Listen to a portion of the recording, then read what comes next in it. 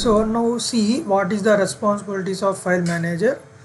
The main responsibilities of file manager is creating files, changing the name of the files, deleting file, giving permissions to a file,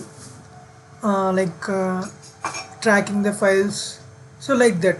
Okay, these are the main responsibilities of the file manager. Okay, see, responsibility of file manager is creating files, deleting, changing the file names, permission, like we will see what is permission for file, we will see in this class only.